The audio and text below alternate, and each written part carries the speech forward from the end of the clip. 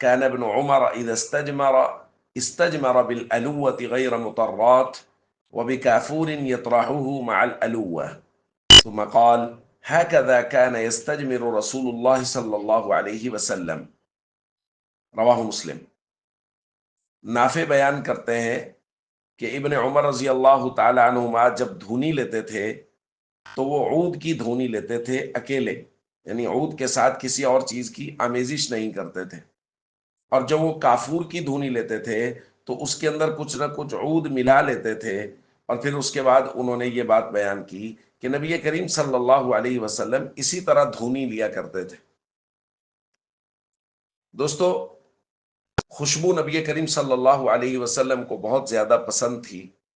اور آپ صلی اللہ علیہ وسلم مختلف طریقے سے خوشبو کا استعمال کرتے تھے۔ ایک تو یہی ہے کہ خوشبو کو ہاتھوں پہ مل کے یا کپڑوں پہ مل لیا جائے، بدن پہ لگا لیا جائے، اور ایک یہ ہے کہ خوشبو کی دھونی لی جائے، یعنی لکڑی کو یا اس طرح جو عود وغیرہ ہے اس کو جلا کے اس کی دھونی سے وہ دھواں جو ہے وہ کپڑوں میں رچ بس جاتا ہے، اس سے کپڑوں سے دیر تک خوشبو آتی رہتی ہے۔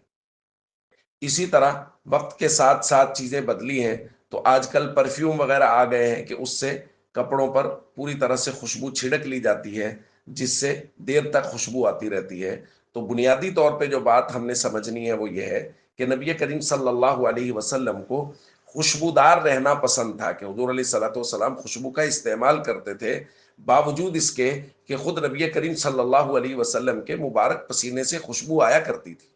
لیکن حضور علیہ الصلوۃ والسلام نے امت کی تعلیم کے لیے مختلف طریقوں سے خوشبو کا استعمال کیا۔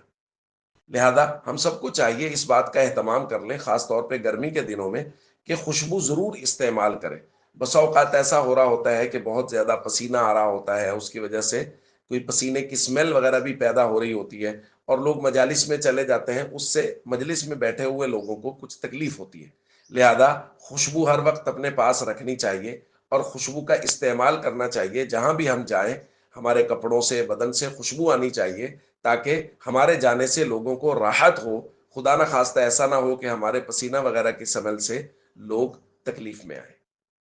السلام علیکم ورحمۃ